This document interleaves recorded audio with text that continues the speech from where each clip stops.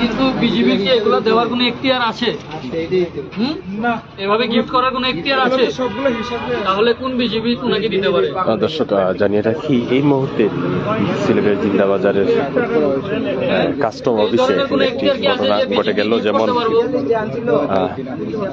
Sari, chocolate, cream নিয়ে আসলে যাওয়ার সময় কিন্তু আটক করা হয় একজন কাস্টমসের সিকিউরিটিকে। আমরা যদি দেখাই আপনাকে,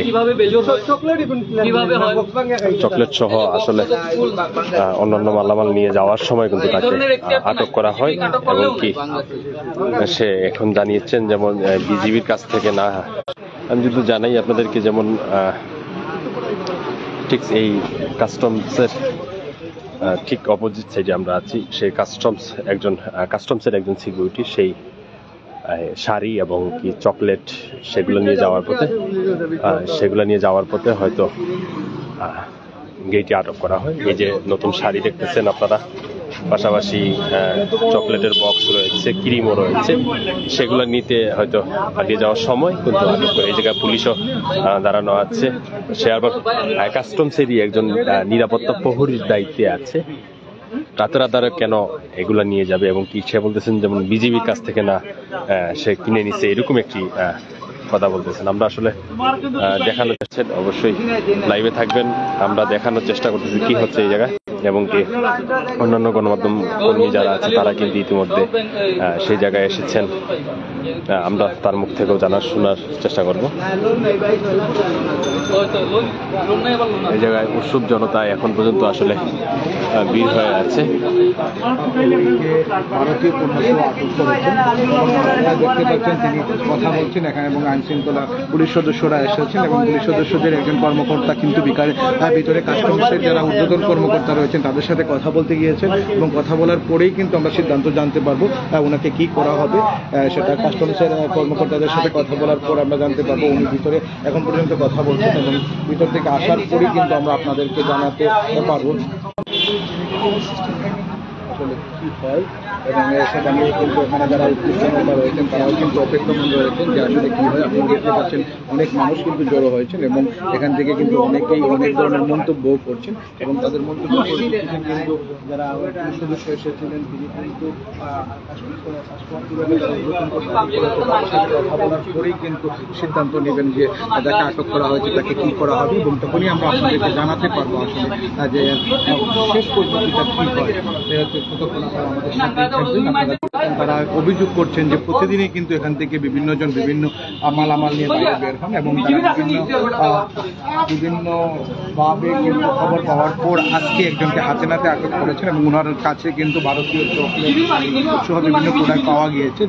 যদিও যাকে আটক করা হয়েছে তিনি দাবি করছেন তাকে বিজেপি উপহার স্বরূপ দিয়েছে, কিন্তু জব্দকৃত মাল কিভাবে উপহার দিতে পারে সেটা আমার বোধগম্য নয়। আপনাদের বোধগম্য হয়েছে কিনা আমি জানি না, এটা আপনারা বলবেন যারা দর্শক রয়েছেন। আপনারা দেখতেন যে এখানে অপেক্ষমান রয়েছেন, এখানে সাধারণ যারা মানুষ রয়েছেন তারা কিন্তু অপেক্ষমান রয়েছেন, আমরাও অপেক্ষমান রয়েছি।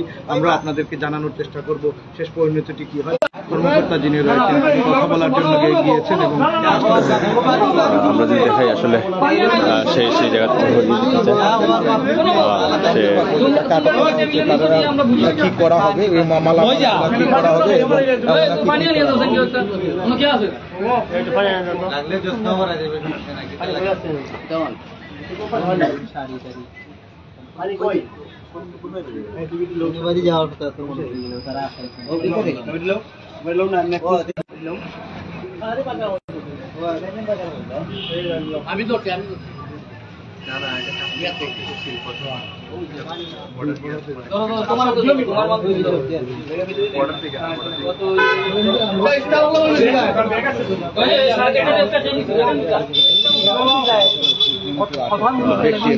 আমি দেশের ভিতরের দিকে যাচ্ছেন। আমরা আপনাদেরকে দেখানোর চেষ্টা করতেছি। আপনারা যারা আছেন অবশ্যই সবাই দেখেন আসলে সে মালামালগুলো নিয়ে কিন্তু আসলে পুলিশ তাকে নিয়ে কিন্তু অফিসে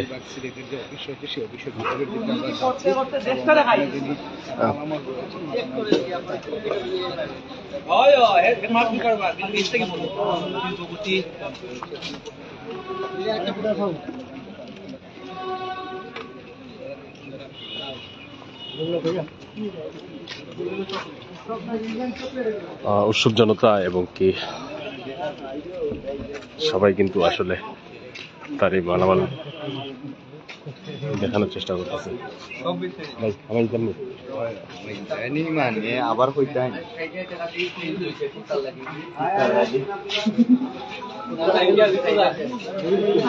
আমরা আসলে দেখানোর চেষ্টা করতেছি।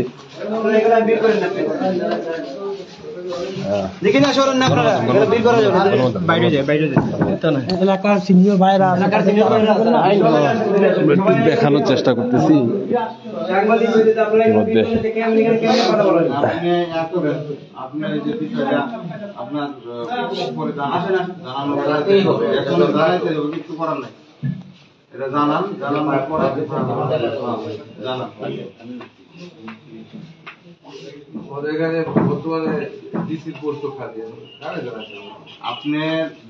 আপনার উপরে যে আছে ওনার জানান যে পরিস্থিতি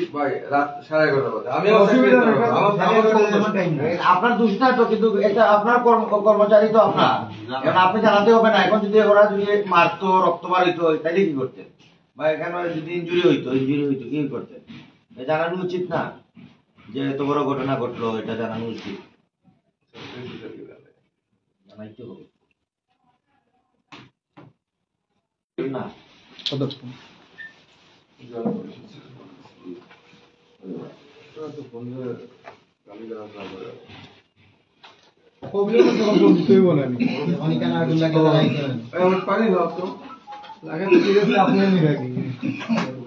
ধরতে হবে ভাই, ফোনটা দিতে গেছেন না তখন না ফোন করে ফোন দিবেন। আপনাদের স্টাফের তো সুবিধা অসুবিধা সিনিয়রে দেখো না, কখন না কইরা ফোন ধরেন না, অত সময় তো কইলেন ঘটনা তো বাক্কা আগে হয়েছে, এখন বললেন না।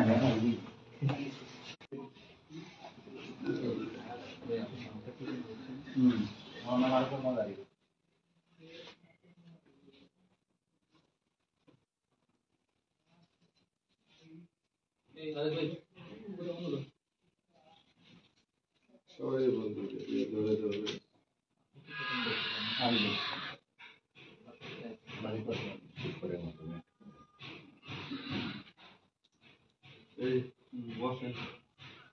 আসসালামু স্যার।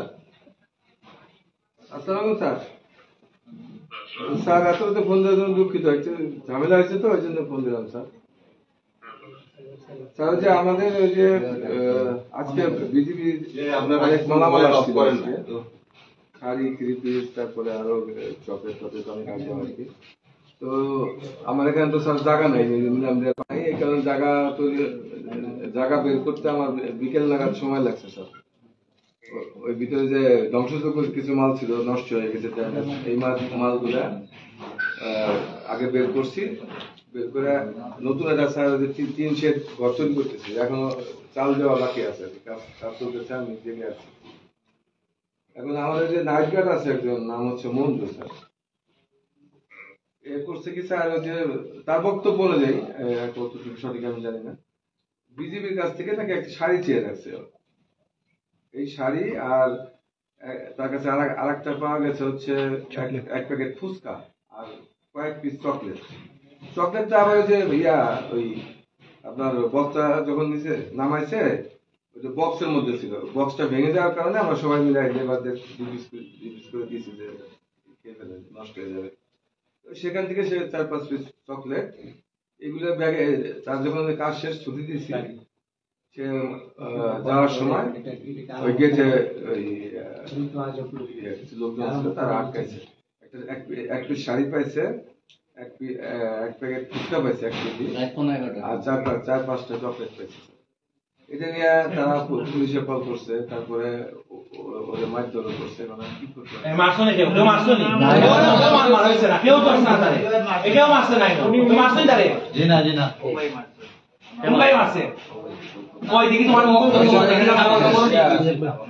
আপনি জামা কাপড় দেখতো নি মারতে আমারে, পুলিশের অবস্থায় পাচ্ছেন।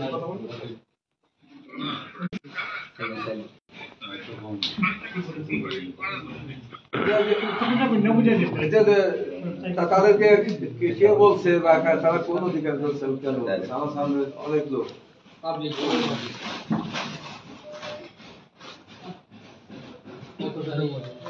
ব্যবসায়ী সাংবাদিক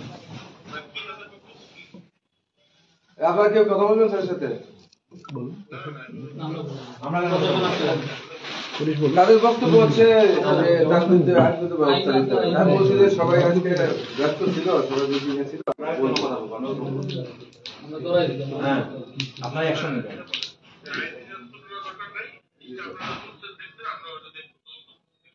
জি স্যার, জি স্যার, জি স্যার,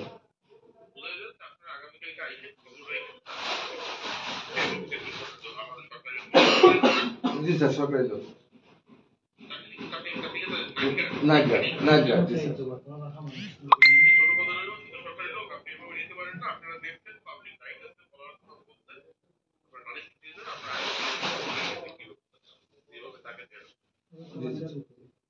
ঠিক আছে স্যার, অনেক রাতে ফোন দিলেন, দুঃখিত স্যার।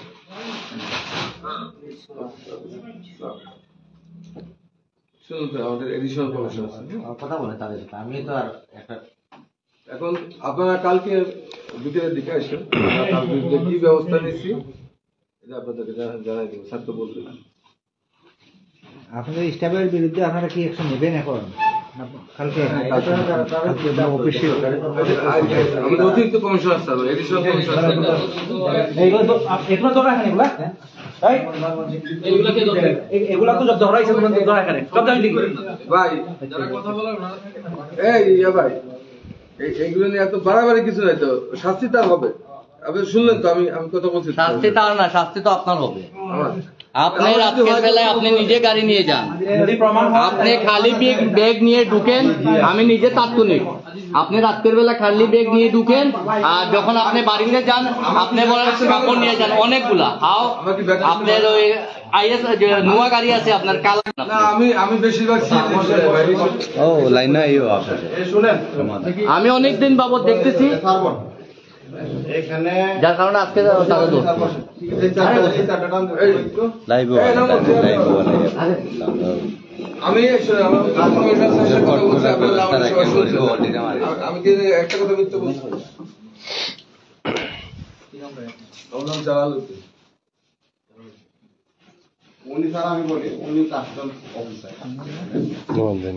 এখানে বিষয়টা হচ্ছে যে ওই নাইট গার্ড কই, ওই নাইট গার্ডে ওই একটা শাড়ি আর এক দুটি চকলেট এটা নিয়ে যাওয়ার এক প্যাকেটও না, এক প্যাকেট না, ফুচকা পেট এটা নিয়ে যাওয়ার সময় উনি ওরে ধরছে যে এইটাই সে জানে না, আর কিছু না। এখন চাকর কর্তৃক যদি চুরি করে তাহলে কিন্তু এটা না, আমার সন্দেহ যাচ্ছে স্যার। মামলা দিতে হবে আপনাদের। এখন এখানে যারা উৎসুক জনতা বলতে যারা দেখতে আসছে, এখন এটার ব্যবস্থা তো আপনারাই নিবেন। আপনারা সরকারি যারা কাজ চাকরি করে এদের একটা রুলস আছে, এই অনুযায়ী তাদের ব্যবস্থা নিতে হবে। এটা নিয়ে আপনাদের তো আর এখন যেহেতু আপনারা আসেনে ধরছেন, ভালো কাজ করছেন, সমস্যা নাই। এটা যেহেতু হয়েছে, এটা আমরা একটা ব্যবস্থা। হ্যাঁ, আমি কয়েকটা কথা বলতে পারি। বলে এই গাড়ি ধরার পিছনে একটা কারণ আছে। আমি অনেক দিন যাবৎ দেখতেছি ওনারা ঠিক রাতের বেলা গাড়ি নিয়ে বার হয়। আমি অনেক সময় ফলো করছি, যখন আসে তখন দেখছি খালি ব্যাগ, যখন যায় পুরো লোড। আপনি ব্যাগ খুলে দেখছেন? হ্যাঁ, আমি তখন আমি ভাবছি যে না, ব্যাপারটা কি অনেকবার। তারপর অন্যদের অনেক স্টাফ আছে, দেখতেছি। ঠিক আছে, আজকে আটকটা কি সন্দেহমূলক ভাবে? সন্দেহ থেকে হ্যাঁ, সন্দেহ থেকে। তারপরে আজকে দেখলাম বিজিবি মাল নিয়ে আসছে, অনেকগুলা মাল নিয়ে আসছে। বললাম আজকে তো যত যেদিন আপনি গাড়ি নিয়ে আসে সেদিনে ওনারা মালটা সাপ্লাই করে। আজকে সন্দেহ লাগলো, আজকে ব্যাপারটা কি দেখবো। হ্যাঁ, যখন দেখছি তখন আমি আজকে যখন বাইকটা নিয়ে বার হয়েছে রোডে, রাইটে থাপ করে ধরছে। তো যাই কি কয়, এটা তো আমার বাড়ির বাজার, সবজি বাজার। কইতে বললাম দেখি, দেখায় না। আমি তাড়াতাড়ি হাত থেকে জুড়ে নিছি, নিয়ে খুলে দেখি শাড়ি। এখন তো যদি বাগছে দৌড়তে পারে, লোকজন দিয়ে ধরে নিয়ে এসছি। এই ব্যাপারটা কিন্তু সন্দেহটা যাচ্ছে ওনার মাধ্যমে। উনার মাধ্যমে কারণ উনার আমি দেখছি যখন খালিবাগ আসে আমার সন্দেহ মনে হয়েছে ওনাকে মাল নিয়ে ভালো উনার মাধ্যমে তোলা। আমি কি ব্যাংকে যাতায়াত করবো না? আমি কি খালেদ যাতায়াত করবো? আমার কাপড় চোপড় নাই। আপনার কথা তো না বলে নাই। বলছে যে অন্যান্য যে কর্মকর্তা যারা গাড়ি ঢুকে গাড়ির ভেতর লাঠিস পরে নিয়ে আসে, এটা তো অনেকেই দেখে। তারপরে আমাদের একজন ভাই দেখতে পারবে, আমার একজন ভাই আছে, সিনিয়র ভাই আছে, উনারে গেছে কতক্ষণ আগে কয়েকটা মানে সানগ্লাস নিয়ে গেছে উনি গিফট হিসাবে। আমরা নেই ভাই বলছে যাও এগুলো নিয়ে যাও গিফট হিসাবে। জিজ্ঞেস করা উনি নিয়ে গেছে। নিশ্চয়ই জড়িত আছেন না আমি এখানে রোডে সবসময় থাকে লোকাল, আমি আপনার একটা জিনিস গিফট করতে পারি না? কেন গিফট করবেন? কেন গিফট করেছেন আপনি রাতের আধারে গিফট কি বলে ভাই? উনি নিজে জবানবন্দি দিছে, আপনারা দেখেন। আপনি উভয় মাল খাই রাখা তারা মুখ বন্ধ করে। এখন আমি আপনার বক্তব্য দিছি, এখন আপনি বুঝতে পারছেন যে সত্য কোনটা মিথ্যা কোনটা, আপনাদের ভালো বুঝবেন। হ্যাঁ আমি বাদী হয়ে আমি চাচ্ছি এই মামলার বাদী হয়ে আমি মামলা করার জন্য। আমি এই জোর জন্য আমি একজন সাধারণ নাগরিক হিসাবে, বাংলাদেশের সাধারণ নাগরিক হিসাবে আমার অবশ্যই দায়িত্ব আছে। আমার দায়িত্ব আছে যে এই সরকার এগুলা পোশাক করে জমা হচ্ছে না, তারপরে এখানে কোনো আপনার নিলাম যদি নিলাম হতো তা বুঝতাম যে জনগণের সে সরকারের 2 টাকা পাইছে, তার থেকে ধরেন কিছু মানুষ এই টাকা তারাও কিছুটা টাকা পয়সা লাভ করতে পারতো অনেক কাজে, কিন্তু এটা নিলামও হচ্ছে না, কিছুই না, এগুলা মাল যায় একটা।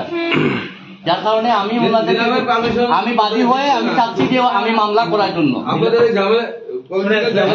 বাদী হয়ে, এবং 2 নম্বর কথা হলো যে ওনাদের যে সম্পদ, ওনাদের যে স্টাফ গুলো আছে যারা আছে ওদের সম্পদের হিসাব নেওয়া হোক, ওদের কত টাকার সম্পদ ছিল, অতীতে ছিল, বর্তমানে যারা আছে তাদের সম্পদের হিসাব নেওয়া হোক। এই বিষয়ে আমি মামলা করতে চাচ্ছি ওদের বিরুদ্ধে।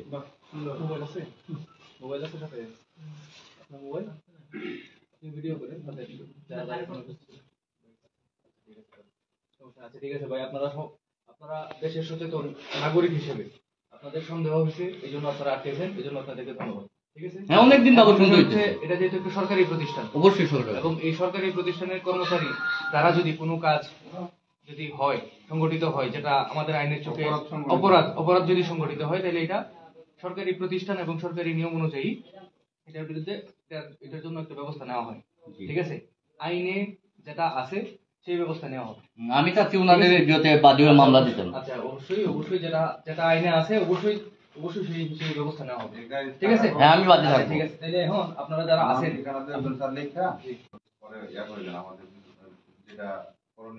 সেটা আমরা করি। ঠিক আছে, আর এখানে আপনারা দেখেন মোবাইল নাম্বার আর 2 একজনের নাম ঠিকানা লেখা সামনে আমাদের যে একটা ফাইল আছে। হ্যাঁ, এই যে আমাদের এলাকার মুরব্বী আছে, ঠিক আছে, আরো মুরব্বী আছে।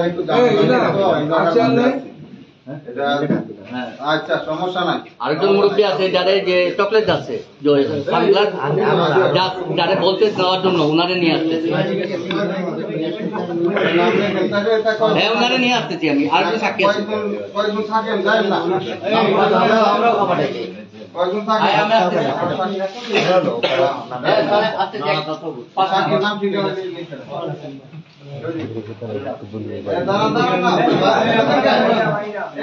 বন্ধ করে না তোর বেলা। কয়েকজন নাম ঠিকানা সবাই যদি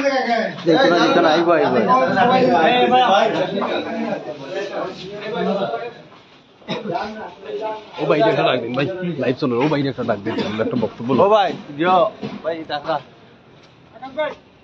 আমি একটু কথা কই আপনার সাথে, আমি লাইভ আসলাম, একটু কথা কই। এই ব্যাপারটা ঘটিয়ে গেছে ভাই।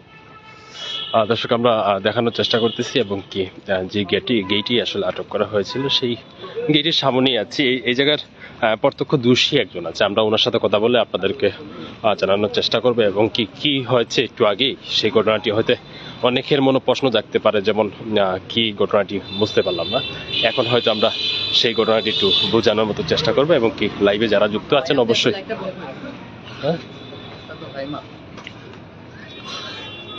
আপনারা যারা দেখছেন ইতিমধ্যে কিন্তু একজন সরকারি কর্মচারী যদি বলি, সেই কর্মচারী হয়তো বলতেছেন বিজিবি নাকি গিফট করছেন শাড়ি, চকলেট এগুলা।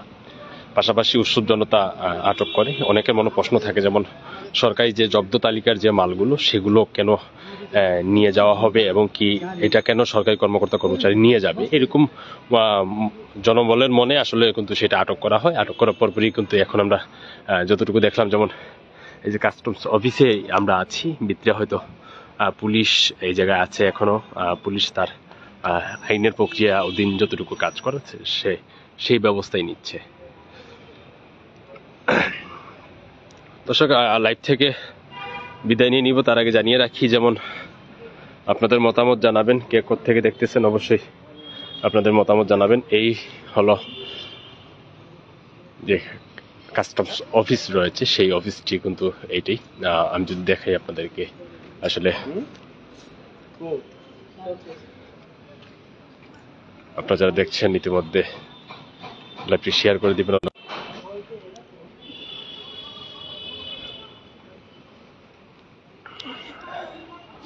অনেকের মনে প্রশ্ন, যেমন কাস্টমসের এক কর্মকর্তা বলেছেন, যেমন একজনকে নাকি সানগ্লাস গিফট করেছেন। আসলে যেই মালামাল জব্দ তালিকা হয়, সেই মালামাল আসলে গিফট করা যায় কিনা না, যেটা জব্দ সরকারের খাতা, যেটা তো জব্দ তালিকা, এটা তো অন্য কাউকে গিফট করা যায় না, এরকম বলে অভিযোগ করতেছেন কেউ কেউ।